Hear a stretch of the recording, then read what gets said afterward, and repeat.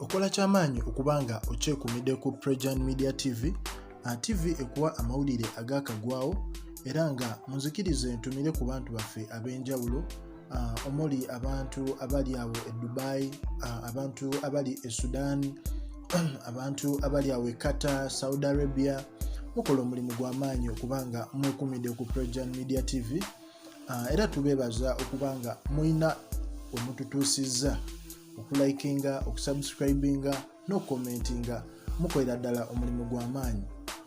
Tubadde tusiriseemuko naye tulina bye tukyamaliriza. Ogenda community tubadde tulina waaka mungi, tubadde tulina emikolo gye tukolako awo.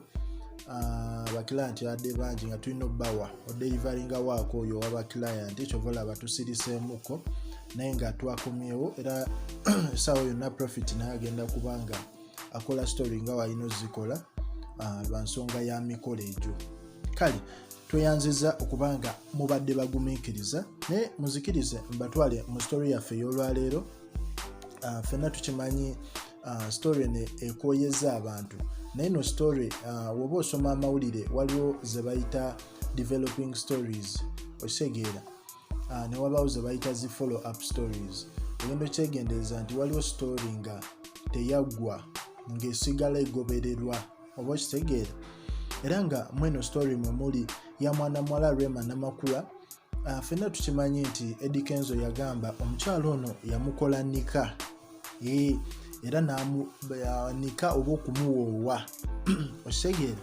Naye Kyaddaki omuyimbi Rema Namakula yeewozezzaako ku bigambo bya Kenzo eyali bba nti baakola omukolo gwa Nika mu kiseera nga bali bombi, ekitegeeza okuwoowa, okitegeera.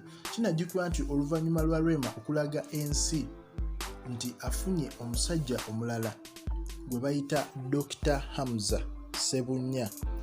Omwaka oguwedde 2019 Kenzo yavaayo n'agamba nti ye ne Rema baakola omukolo gwa Nika era abadde naye mu mateeka, oba okitegeera.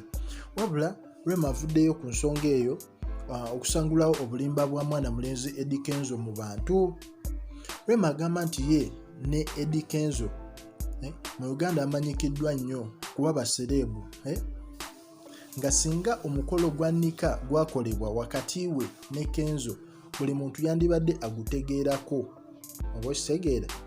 Omuyimbi Rema mukyala Dr. Hamza gwe yayanjula mu bazadde nga 14 November 2019 wali Nabbingo ku lw'e Masaka, bw'abadde ayogerako eri bannamawulire, okitegeera, agambye nti I'm thinking if it was there, singa mwakimanya kuba tewali kye mutamanya, we are public figures, and if it was there era mwandibadde mukimanya. Rema okutandika okwogera ku nsonga ez'enjawulo, Rema okutandika okwogera ku nsonga ez'enjawulo kigenda kuyambako okusangulawo ebimu ku bintu abantu bye bataategeera Kenzo bye yayogera, okitegeera. Bannayuganda bye yayogera mu mwaka ogukoze eki oguwedde, okitegeera. Kubanga waliwo ebibuuzo bingi abantu bye batannakola ki, bye batannaddamu, bye batannategeera, okitegeera. Yaddamu temwagala bimanya, weno story yabatamadda, naye nga ffe tulina odbawa paka gye binaakola ki, gye binaggweera, okitegeera. Wadde muwuliza mulungi ku projournmediatv.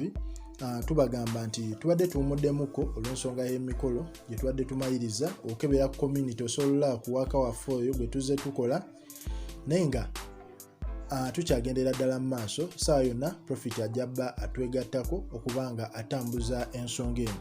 Mwebale nnyo, mwebale ddala.